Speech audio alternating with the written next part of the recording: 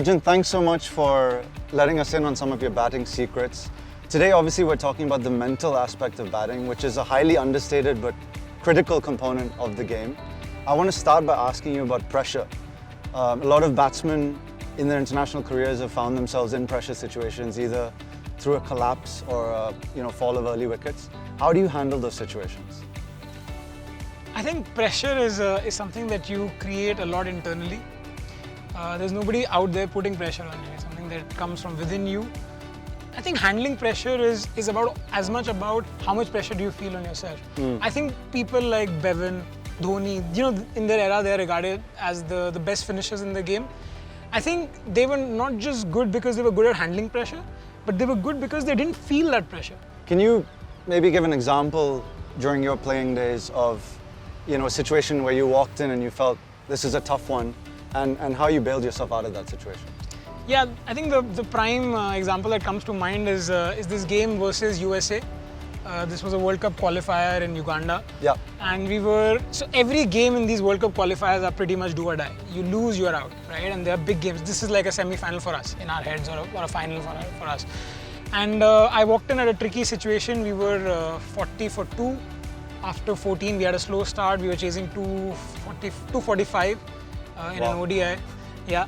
And shortly after I entered, Anish Param, our one down, our best batsman probably, he got out, so we were like reduced to 60 for 3 in about 16 overs with a huge mountain to climb. And then walked in our captain Chetan.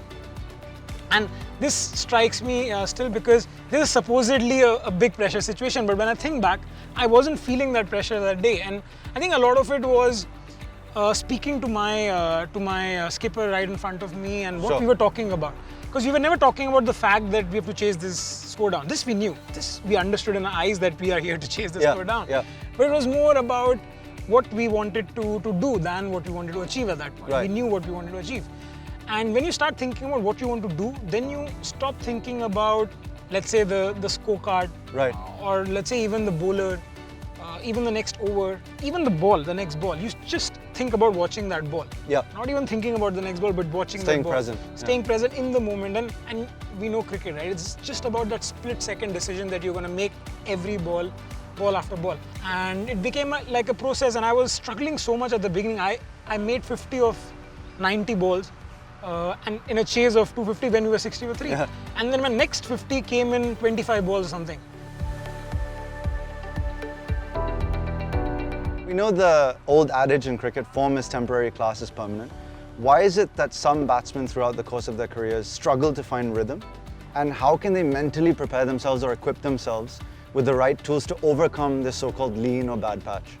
I think firstly it's important to understand what a bad patch is. I think a lot of it is made in the media, of what you read, and it's usually followed by a string of low scores. You will never see that somebody is playing an edgy innings, scoring 100 and he's out of form, right? You will never hear that. I can remember so many games where someone was dropped when they were 3 or 4 and they go on to hit big hundreds, daddy hundreds, right? And nobody talks about the fact that they gave a chance and they scored 100.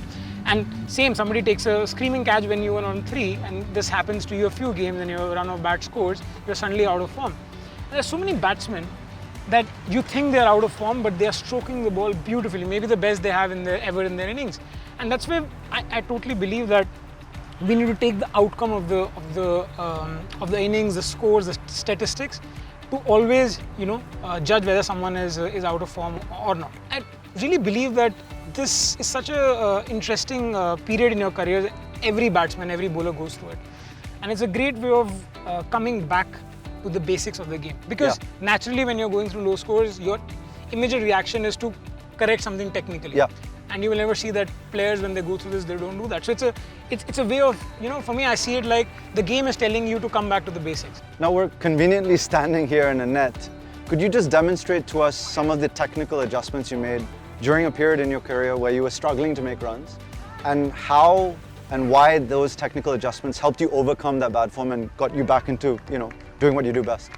Right, sure.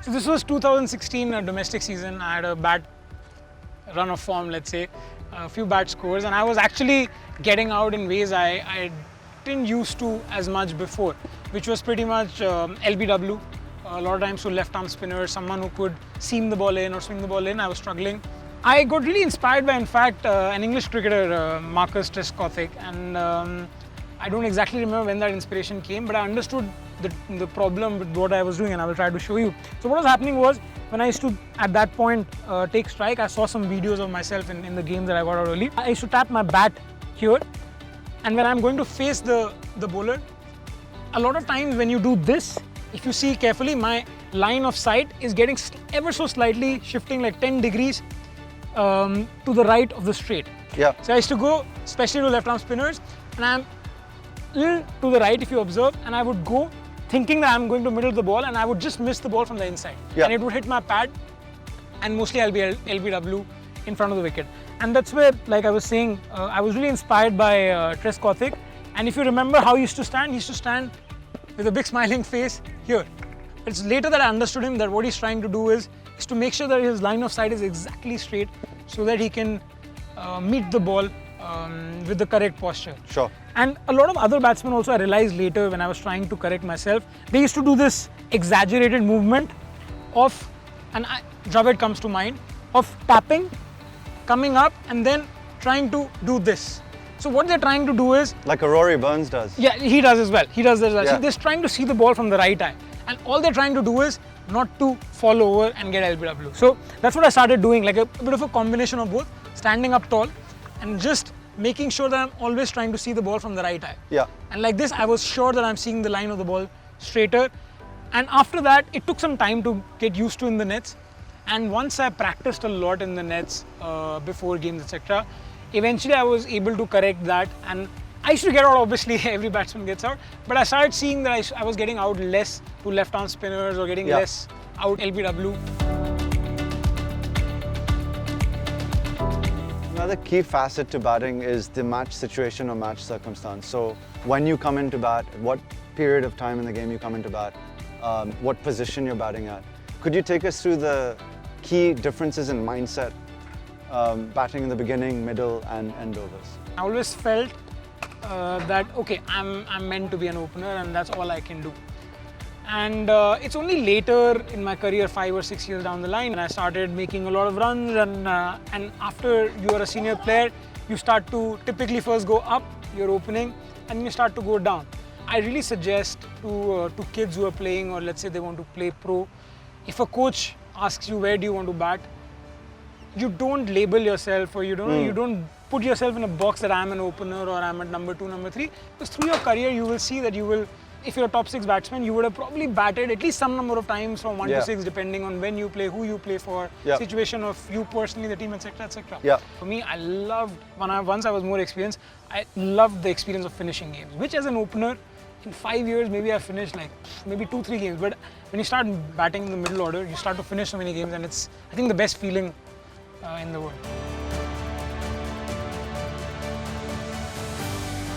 So I want to talk about your approach to building an innings. Do you carve out your innings in blocks of 5 or 10 overs? What is the sort of thought process behind that? I think one of the most beautiful things about our game is the fact that it's long. I think the length of the game is what allows you to build an innings. There is no concept of building an innings if they were only T10s or like the game was lasting for an hour. You might not start the strongest in your innings. You might be struggling. You might be all at sea at the beginning of the innings. But those who can grit it out, the tough moments, keep that ego aside and fight through those, let's say, the toughest moments in your period in the day, are the ones who come out on top and build those really big innings. And that for me is the key to building a long innings, to weather the storm and to come out at the end to cash in. I want to go back again to the technical side of things. Any adjustments that you made in order to achieve this innings building sort of momentum that you talk about? As the game changed, with T20s coming in, spinners started opening the innings as well, which was not the case when I was a kid. Absolutely. So what was uncomfortable for me at the beginning was to face a spinner when I was going into bat. I didn't particularly enjoy that, but I really worked on it. One of the technical things I changed was to have a different bat lift for pacers versus spinners. And what that was, I'll just demonstrate to you. For example, for fast bowlers, obviously it doesn't have to be the fastest bowler in the world, but what I used to do was have a slightly higher back lift. So I used to be here when playing a fast bowler. And then you would, eventually when you're playing the shot, you need to take it further high, and then you would play the ball. while that works for fast bowlers because you don't need that much of a bat swing and you can still generate pace because the ball is coming fast, Yeah. it wasn't working for me when I was playing spinners at the beginning of the inning. I was starting here, same as fast bowlers, and I was trying to force the ball and I was not getting the same kind of power on the ball that I needed Yeah. to play spinners. And the main change I did was this, that I used to start a bit lower in my backlift for spinners. So I used to start a lot lower, even below slightly my waist. Yep. Versus for the fast bowler it was here. So I used to start here, and then naturally what happens is that when you take your bat from here to the topmost point and you bring it down, the amount of bat speed you're able to generate is a lot more versus what you need when you're facing a fast bowler. So that for me was the biggest change, and I still keep it. And this was many years back. I think I was in my teens when I made this change, and I still keep it with me. And this for me really changed my game against spinners, and it really helped me build innings because, as I said, you will play a lot of spinners through your innings if you're going to bat long.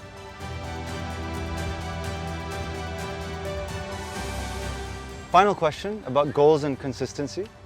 How does a batsman go about setting goals and sort of developing that consistency over the course of his career?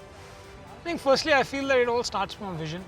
I think everybody who goes on to play for their country, they first dream about it and then they achieve it.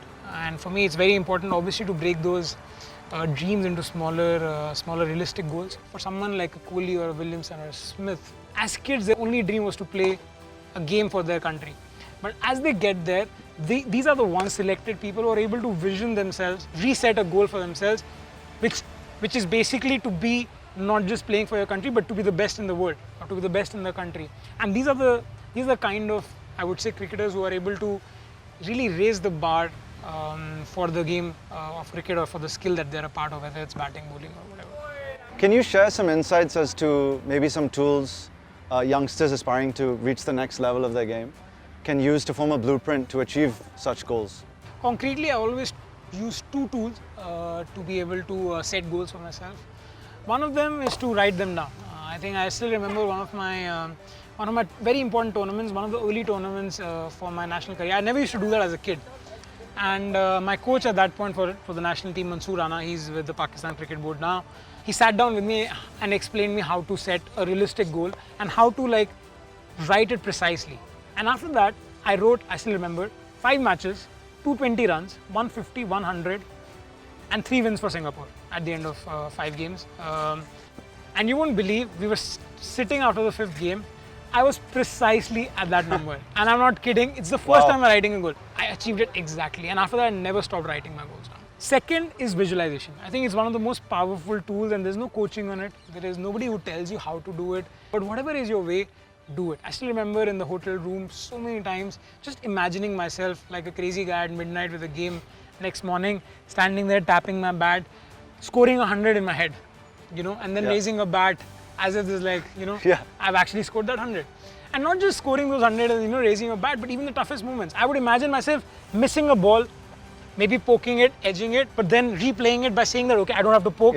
And then I missed the ball, but I didn't poke at it. Pushing all the negativity out of your brain, and right? playing it out, how I would do it, and I would, score sometimes every run of that 100 inside the hotel room. And this visualization for me really was one of the best things that I always did as a kid. It's something that I always kept with me, and I did it as a grown-up cricketer as well. And I would really recommend it to all the kids. Fantastic. Arjun, this has been really fun.